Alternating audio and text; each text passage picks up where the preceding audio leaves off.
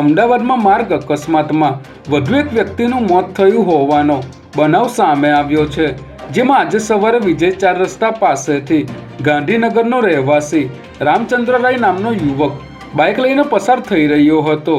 તે સમયે ખાનગી બસ પૂરપાટ ઝડપે આવી હતી અને બાઇક ચાલકને અડફેટે લીધો હતો, જેમાં બાઇક ચાલક નીચે પટકાતા તેનું ઘટના સ્થળે જ મોત નીપજ્યું હતું, જ્યારે અકસ્માત સર્જી બસ ચાલક ફરાર થઈ ગયો હતો। સમગ્ર બનાવને પગલે ટ્રાફિક પોલીસ અહીં પહોંચી હતી અને આગળની કાર્યવાહી શરૂ કરી છે। અમદાવાદની ફતેવાડી કેનાલ પાસે રીલ બનાવવાના ચક્કરમાં સ્કોર્પિયો સાથે 3 લોકો કેનાલમાં ખાબક્યા હતા, જેમાં 2ના મૃતદેહ મળી આવ્યા છે।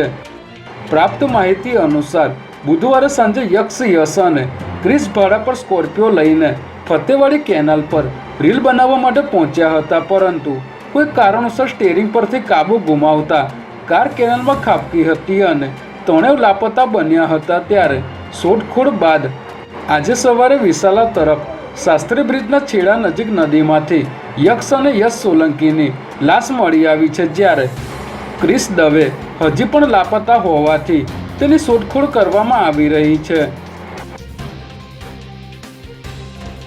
ગુજરાતના મોટાભાગના જિલ્લા અને શહેરને આજે નવા ભાજપ પ્રમુખ મળ્યા છે।